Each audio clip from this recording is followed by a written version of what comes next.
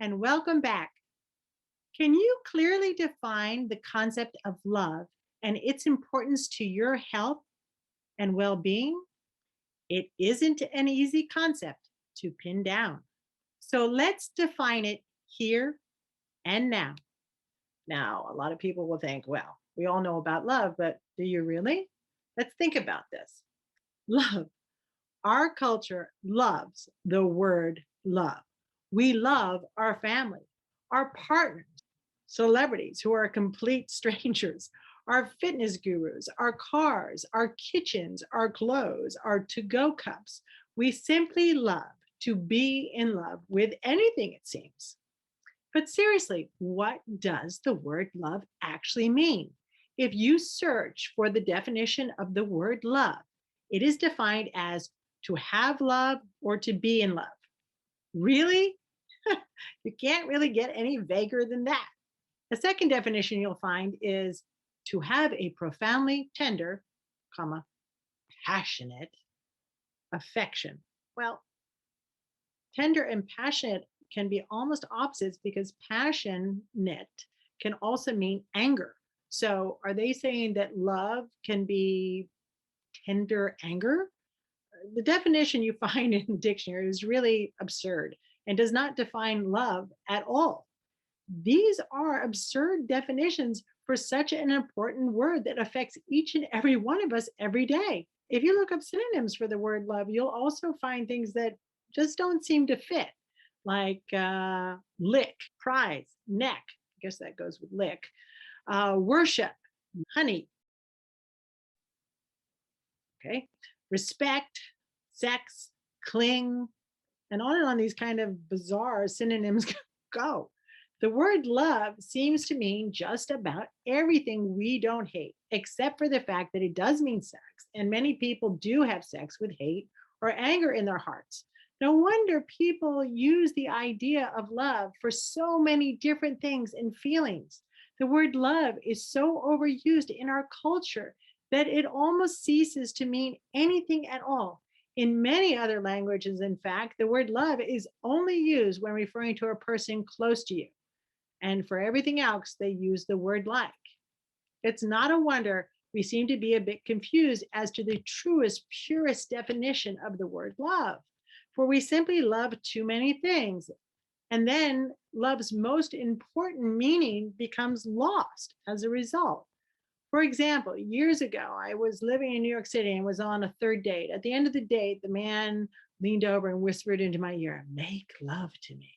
I instantly thought, what on earth are you talking about? I don't even know you. I think he must be some sort of crazed lunatic, which there are a lot in New York City. I promptly said, can't tonight, gotta go. And I sped on my way. The fact that he used the word love to describe carnal lust really offended me. Looking at the synonyms now, however, he might have actually used the correct word, but I was really offended by the use of the word in that context. If he had simply said, let's get naked and have wild sex, he assuredly would have had a better chance in attaining his true goal that night. But like all of us, the definition is unclear. So we're not really sure what love means or when we're looking for it or when we're actually in it. Anyway, back to my point. What is love? Not the hardly know you carnal sex need version, but the love humans innately know they also need to survive. The definition so many people are eternally chasing after. What definition is it that we're missing? Personally, I believe we should add this simple definition. Love is harmony, or love is healing harmony. True love is harmonic vibration frequency. Love is the most harmonizing healing energy in the world. That is why so many people are eternally searching for it, often desperately, because it hasn't been defined properly and they really don't know what they're looking for. Because it hasn't been defined as harmony, people think they can find it or create it in an instant, like they're making microwave popcorn. Yet, other than with parent child bonds, it takes time to know another adult well enough to ensure it will be a harmonious influence in your life, and that you should even consider to possibly try to start creating a loving relationship with that person. Because love is not defined properly, too many people want to jump in front of the line, hanging on to the absurd current definition that love is simply to be in love. By not knowing what they're looking for, specifically by only being directed by media representation, it is no wonder that most love is fleeting. In truth, it probably was never really love at all. Yes, they might experience some momentary, seemingly loving moment with someone, but most often they become disappointed, even disillusioned when they find their fast track idea to love fleeting. Why is it fleeting? Because maintaining harmonic love is not a skill set we are born with. To make matters worse, it is also something most cultures, civilizations, and hence most people do not promote. In fact, what most cultures promote is almost the exact opposite of harmonic love, which in turn makes the roadblocks to maintaining long term love in such environments almost insurmountable. And many people simply give up as a result, embracing discordant energies of hate, bitterness, and competition instead. Yet there is always hope. And even in the most dire of circumstances, it is from out of past mistakes we must learn and improve our methodologies. To better understand and visualize this elusive concept of pure love, let's use the brilliance of Masaru Emoto's discoveries. Knowing water is very sensitive to energy, he performed experiments on the liquid crystal structure within water by manipulating it with the power and energy of human emotion and thought, some harmonic and loving, and some hateful and discordant.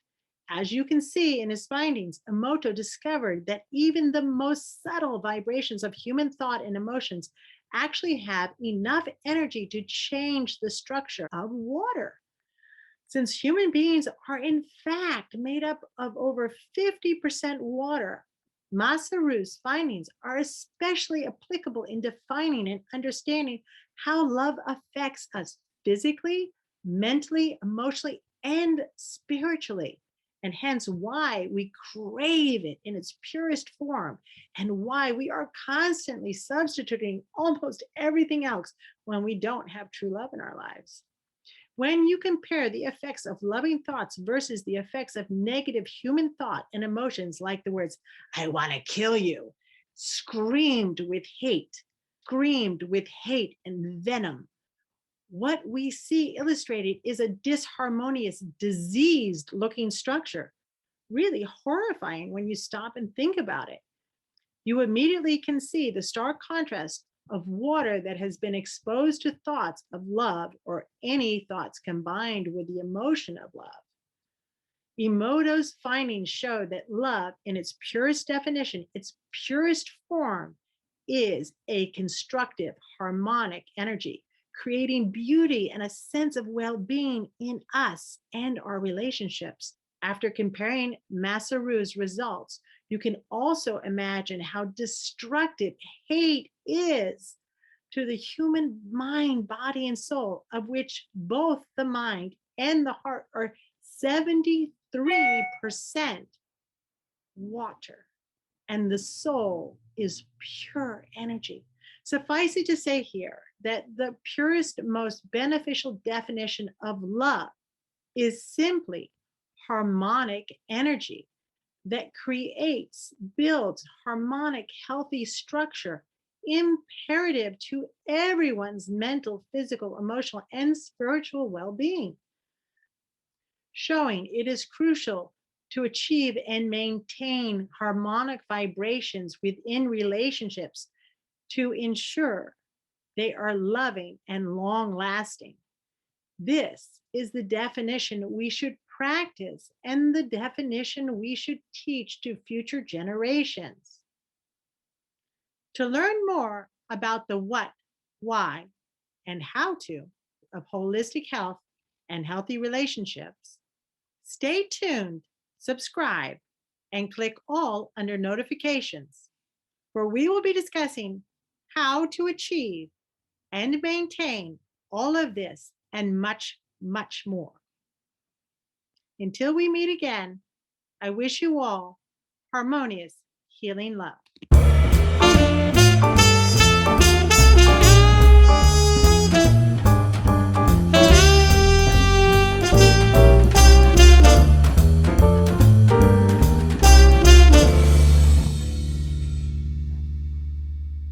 Thank you for your time.